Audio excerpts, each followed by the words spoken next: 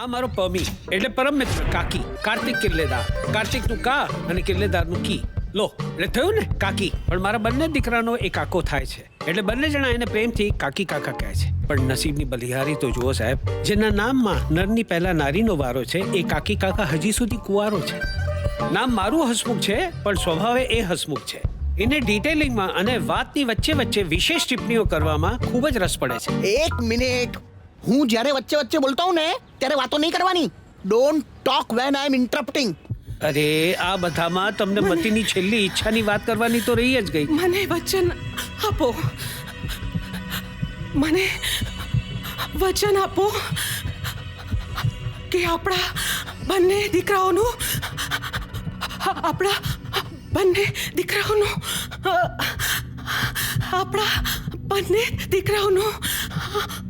કરી નાખશો.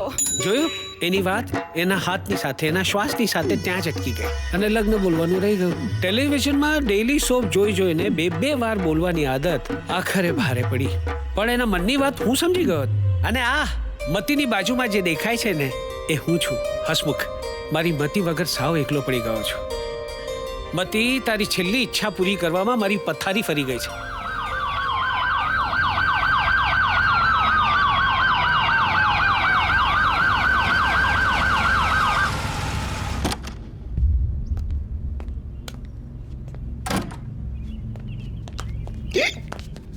ડોક્ટર અંકલે શું કીધું?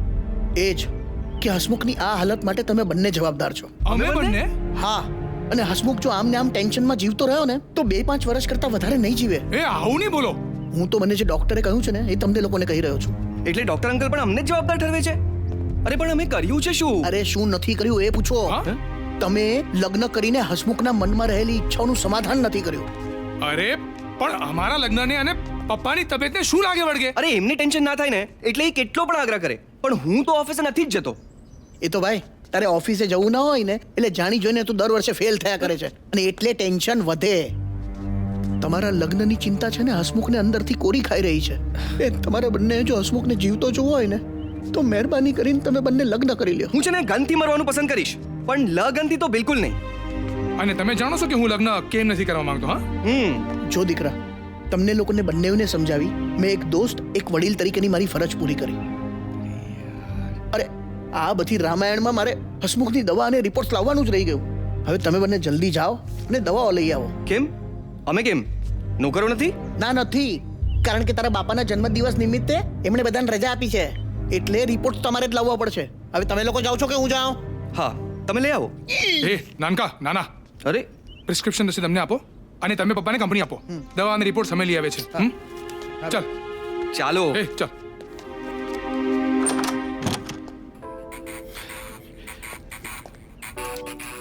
કેક્સ ગયા, બંને ગયા. તને મારી એક્ટિંગ કેવી લાગી? તારી ઓવર એક્ટિંગ ઠીક હતી અને છોકરાઓ ઇમોશનલ થઈને સીનને ડ્રેગ કરી રહ્યા હતા. પણ આમ જોવા જાવ ને તો આમ તેમ ગમે તેમ જોવા જાવ, એક્ટિંગમાં હું તમારા બધાનો બાપ હતો, બાપ. હું શું કહું છું કે દુષ્યંત કદાચ લગ્ન માટે હા પાડી દે, પણ હિમાંશુ લગ્ન માટે આ નહીં પડે. હા પાડવી પડશે. શું છે કે બાપની છેલ્લી ઈચ્છા પૂરી કરવા માટે ઘણા છોકરાઓ ઇમોશનલ થઈને હા પાડી દેતા હોય છે. આ પણ પાડશે. અરે હવે તાળી આપવાનું છોડ ને મને એમ કે તારી બાયપાસ નું બાનું કાઢીને આ લોકોના લગ્ન કરાવવાનું શું કરશું? તને કહું છું હસમુખ.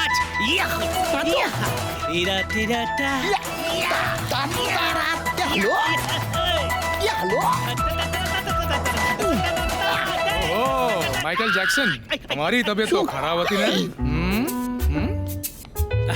અરે કઈ નથી. આવો આવો, કમાલ લેટ્સ ડાન્સ.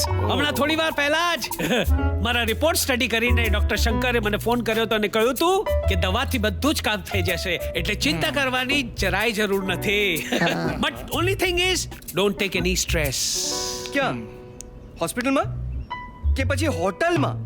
એટલે ના દીકરા, તારી કઈ ગેરસમજણ થઈ લાગે છે. મને કોઈ જ ગેરસમજણ નથી થઈ કાકી કાકા.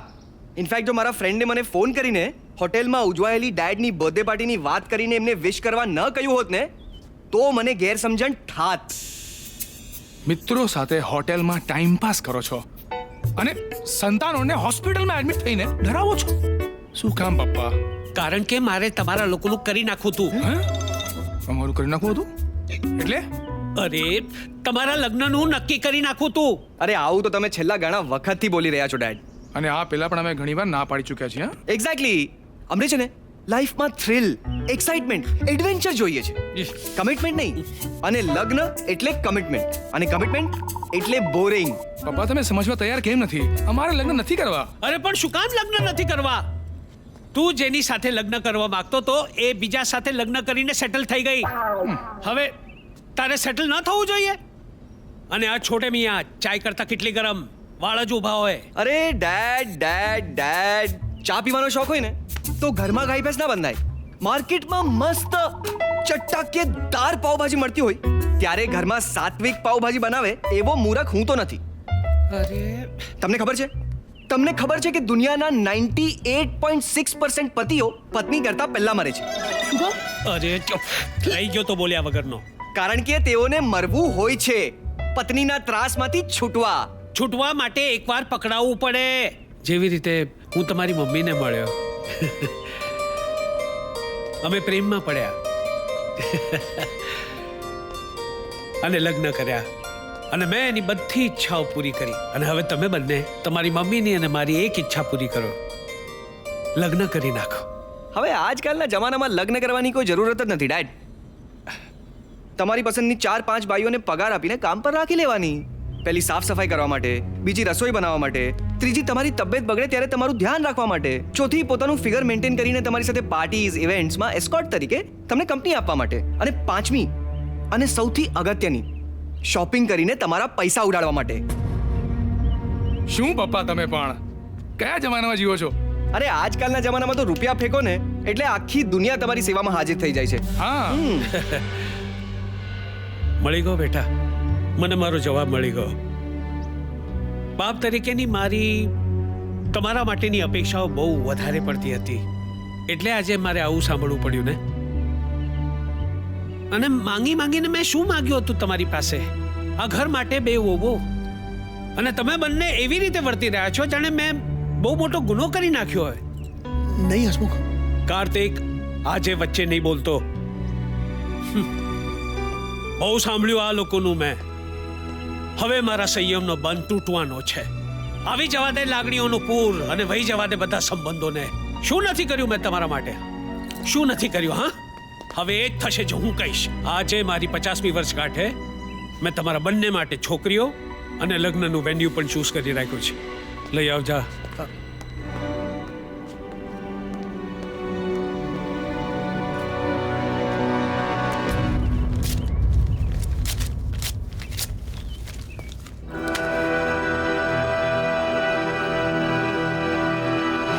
પપ્પા તમે અમારી મરજી વિરુદ્ધ આવું ન કરી શકો.